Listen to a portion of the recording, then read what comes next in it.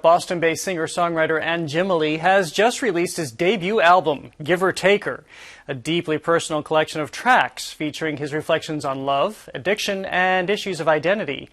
I recently sat down with the artist who spoke with me about the clarity of sobriety, getting emotionally raw, and contending with a sizable change in his voice. But first, this is from Anjimile's video of his song, Maker. Oh, why don't you do as you're told? Oh, happiness isn't your goal.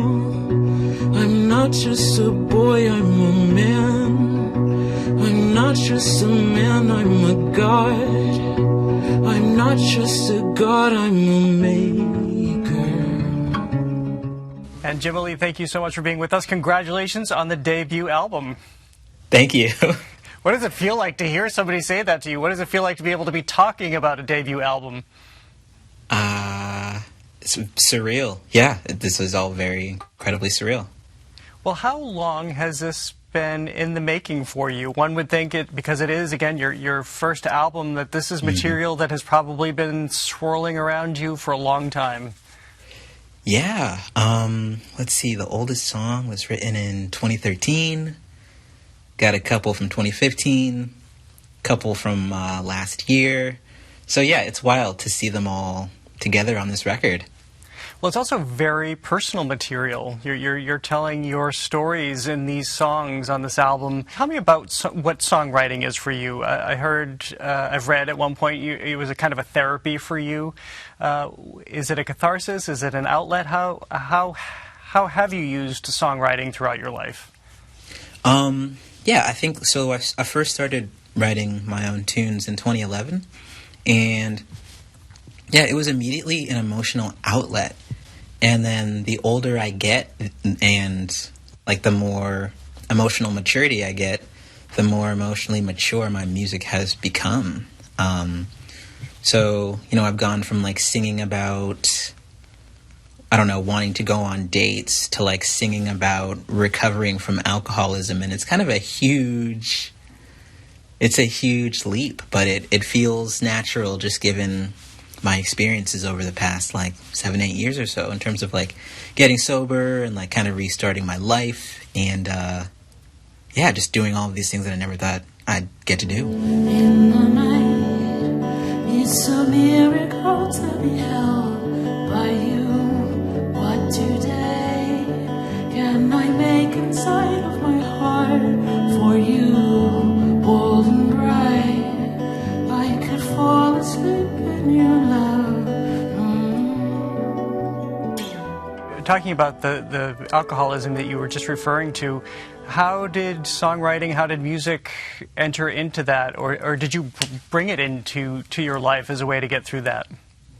Yeah, I think songwriting is something that was like partially like it was interrupted by alcoholism for a couple of years, just because the last year of my drinking was pretty like disruptive just in terms of like my life and relationships, and it affected my ability to write. And so when I went to rehab, I brought with me like a trash bag full of my clothes, and I brought my acoustic guitar, and I was like, I might need this. And as my like sobriety started, as I started getting more days and weeks and months of recovery, my head started getting clearer.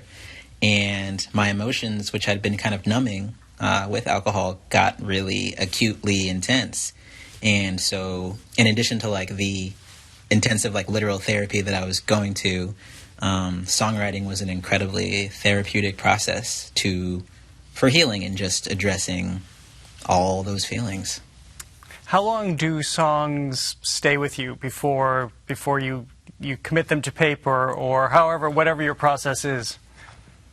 Yeah, it's actually like a very immediate process. As soon as I like hear a melody in my head that sounds cool, I'll whip out the old voice memo on my phone, start recording something, and then if I like the sound of it, listening back, I'll grab my guitar, the lyrics. I write lyrics super quickly because I don't like thinking about them too much. Why is that? I just like, I don't know. I think I used to, like, when I was in high school, I was very much into literature, and like I was super into Shakespeare and like Henry David Thoreau and stuff, and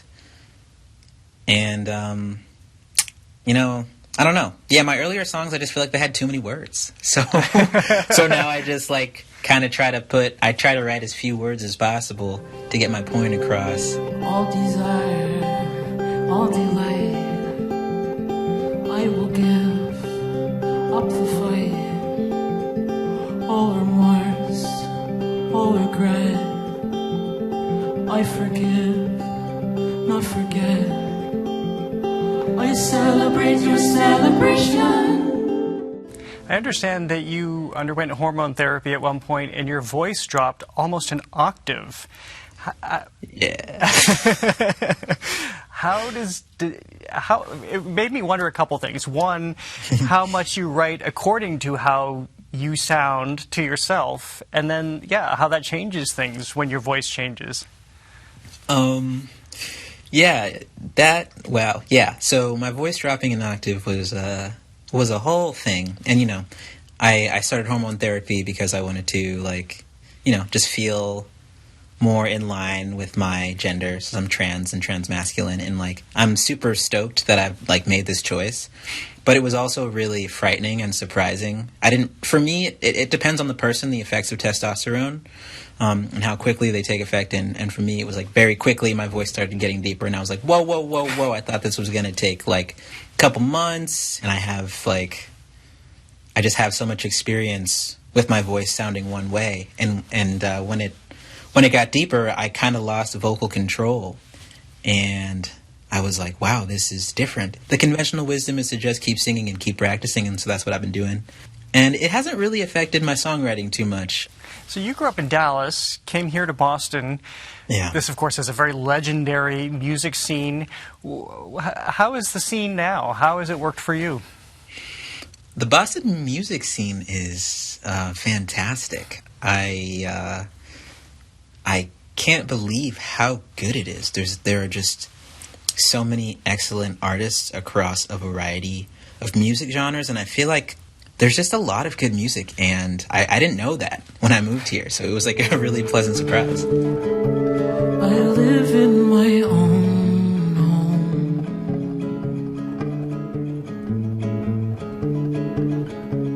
I live in my paper.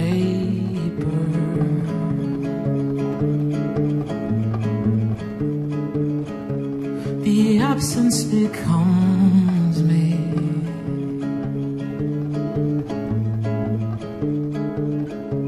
A reticent specter. So to kind of go back to where we began, as you're sharing your stories and you're putting them out there in the world, and we're just talking to you at the beginning of this career that now is getting national attention. Yeah. What is it like to have your stories out there and to be able to tell them? It's kind of nice. I think one of the many benefits of rehab is that there was a lot of time spent therapeutically telling my story to folks and like figuring out how I got to where I was and planning how I wanted to move forward as a human. I've learned that I have a great capacity for growth as a human being, and that if I just keep doing that, keep growing and learning and like taking accountability on a daily basis, I feel like as long as I keep, giving, like trying, I'll be okay. Well, Anjimile, it's so fun, especially to be talking to you at this moment where you're getting all of this national attention. So it will be really exciting to chart all of the success of your album. Again, congratulations, and thank you so much for being with us. Thank you. Thank you so much.